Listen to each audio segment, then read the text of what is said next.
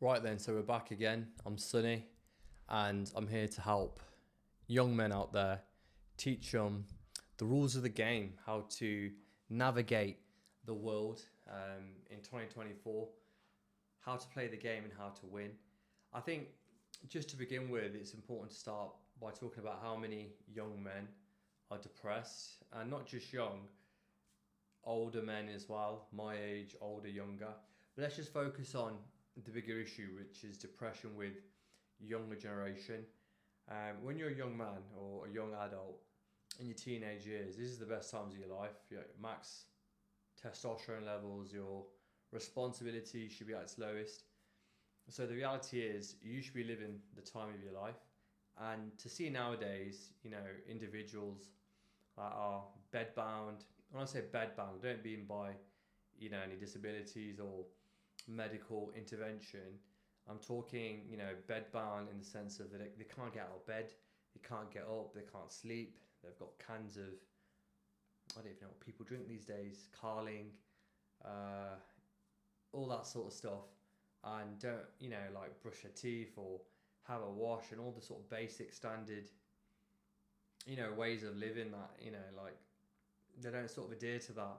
And it's quite shocking. I'm thinking, what is different between when I was a teenager versus the youngsters nowadays? And that is really interesting to sort of see. um, it's a deep ocean in terms of how we can dive in and explore this topic, but I want to get to the bottom of it. For me, I was never depressed. I'm too strong, not just physically but mentally, to be depressed.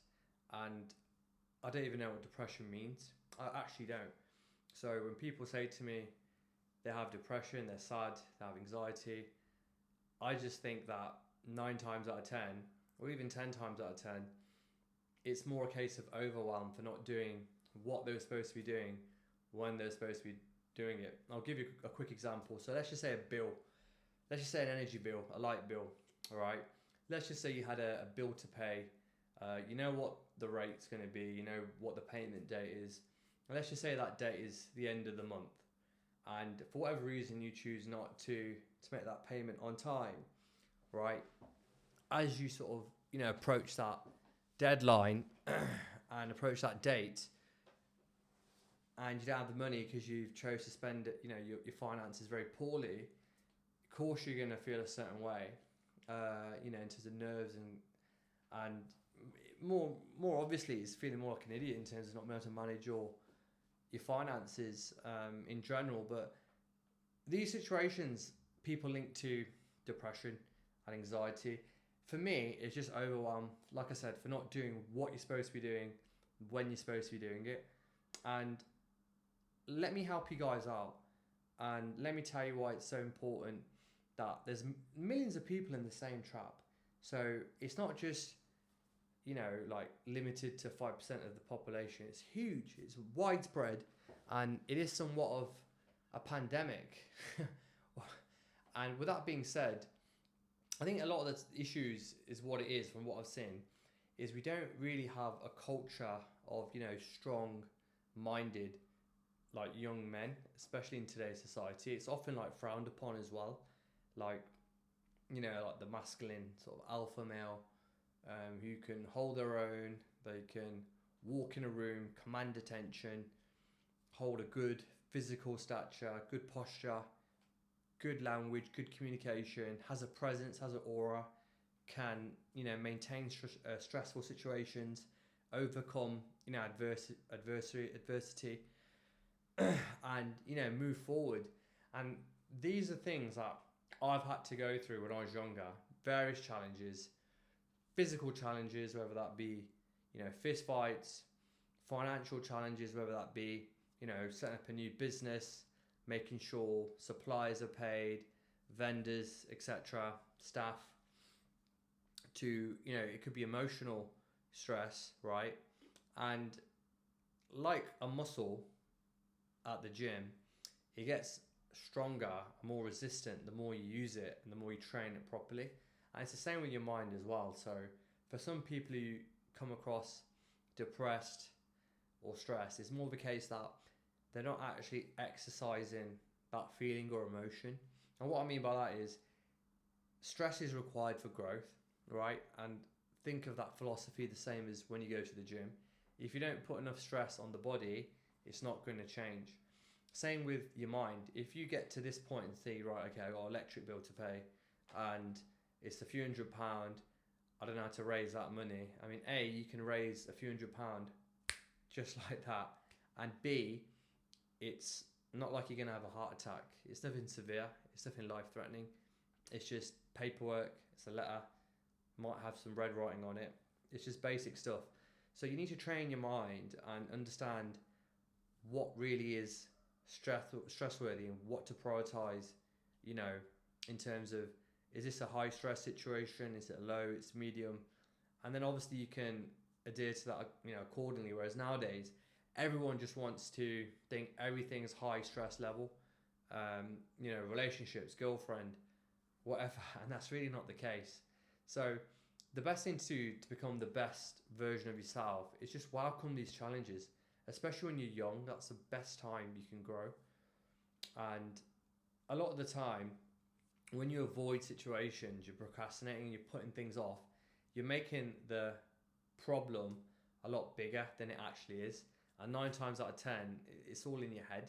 So when you're young, like, embrace challenges, you know, get yourself a credit card, learn how to manage finances, set up, you know, businesses if that's the route you want to go to, take risks, you know, obviously calculated, strategic, but business is risk at the end of the day. We can't beat around the bush, but take challenges, learn how to raise capital, you know, and that's what being, you know, in business is all about. Is you have a problem, you need to look for solutions. And like I say, especially in business, you just need to make money fall out of the thin air whenever you need it, and it's completely doable. But again, if you have problems and you're looking for other people, other sort of means of support, you're just negating all the hard work you've done up until that point and saying to yourself, right, I have a problem, I need to raise a few £100, whatever it looks like, I can't do this, this is my limit. And you've essentially told yourself, I can't go past this. And that's the difference between someone earning sort of less than 100 grand a year versus someone 100k plus. And it just comes down to, can you solve problems? Can you manage pressure? And it's quite straightforward and simple. But at the end of the day, this is what you need to sort of think about. What else? So we then talked about, you know, depression in terms of, you know, it's not just a case of being sad. It can be quite complex, especially, you know, if it's a biological, you know, misalignment in the actual brain chemistry. But moving past that, the way you're going to overcome that is just by self-improvement, and self-improvement. So you need to become the best version of yourself. And this isn't, you know, cliche. It's just very simple. And I don't know why people who sometimes look for a magical solution, a pill, a formula, there's nothing to it. You just need to think about, you know, how you can self-improve. And number one, to start that process is build a plan, right? And just build a 1-day plan. So again, not rocket science. It's not something that you need, you know, a friend or a mentor or a coach, or you need to hire anyone to do this for you. But all you need to do is look at, right, where am I now? So today's Wednesday.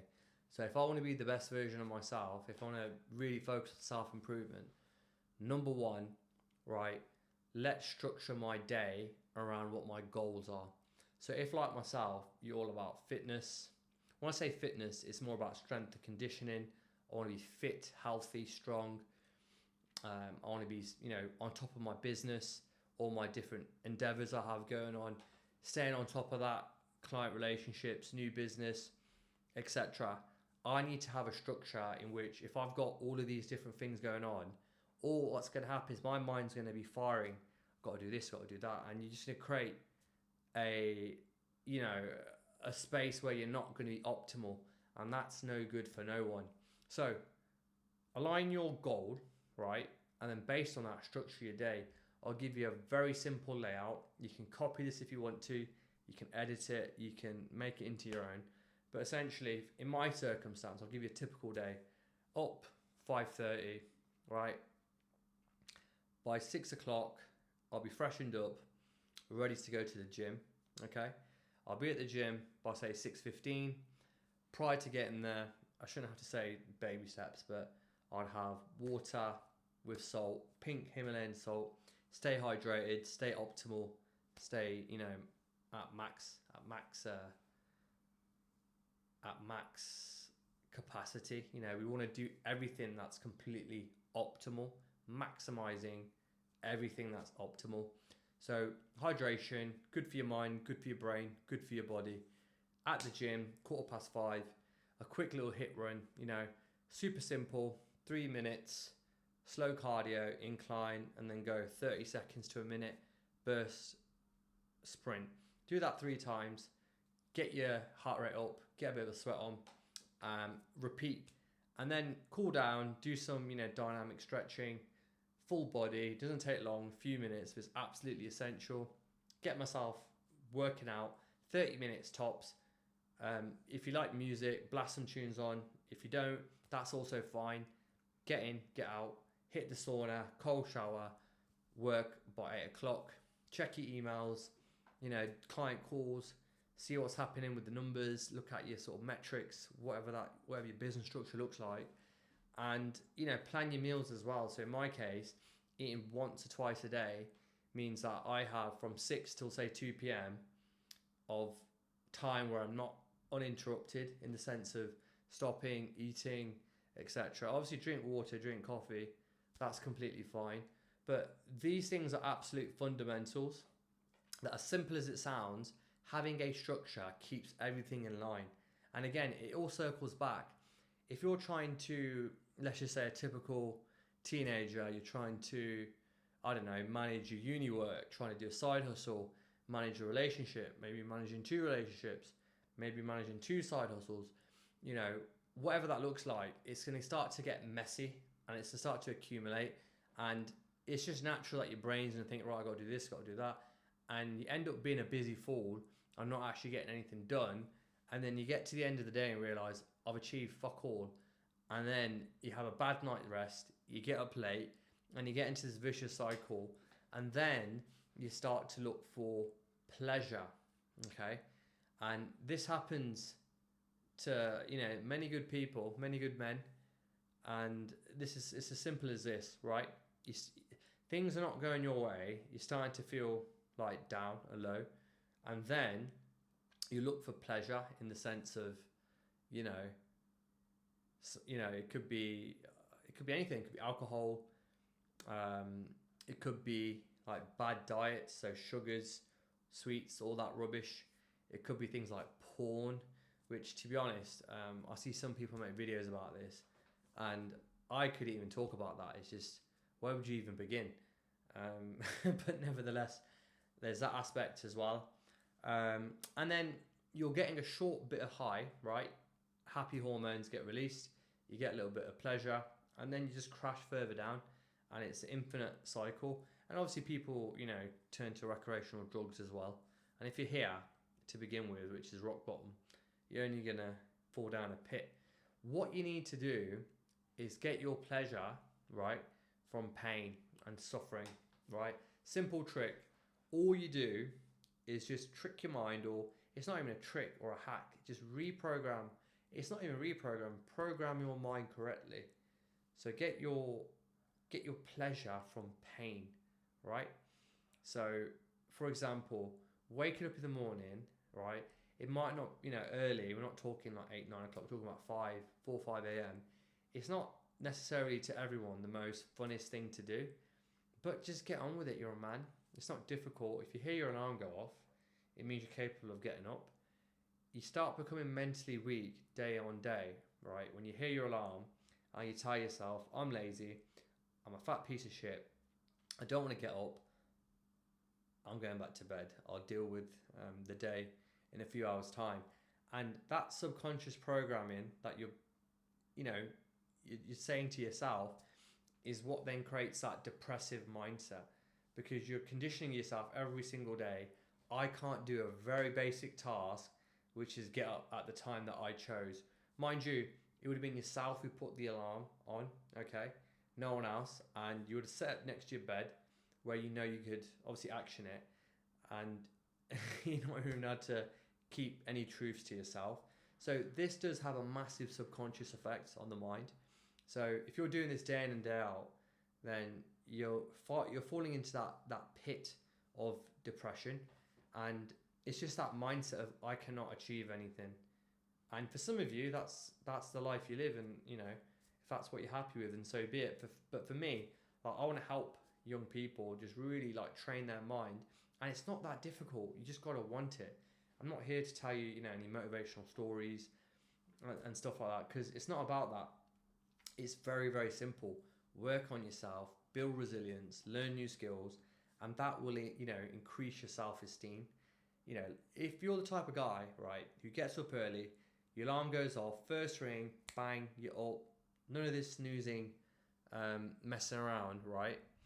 Then, of course, you know, you go into the gym, you're looking good, you're disciplined, eating right, you look the part, because you know you're the part, because you've lived it day in and day out, not for a day or a week or a month. It's been consistent, and that, you know, organically builds like an aura that that no one can take away from you, and people can sense it. It's not something you have to put on. People, you know, people will see me walk down the street or in the office. They'll notice that that's a well-built man. That's someone who's disciplined. He's focused. He's on, you know, he's on the ball. He's on point. I need to ask you some questions about fitness and health and routine and how you manage business. And I get this all the time, and this is why we're here today, just so I can consolidate this information. Mind you, I'm just freestyling now anyway, so I'm not going to get into, you know, complicating things, just straight to the point and just letting you know how it is. And it is very, very simple.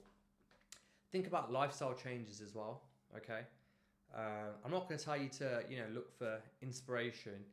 You should just look at yourself in the mirror and say, look, am I where I want to be? Yes or no. You don't need to look at this person on YouTube or that person on Instagram, because they're not you and you're not them. So don't even go there, all right? And don't try and aspire to be someone else.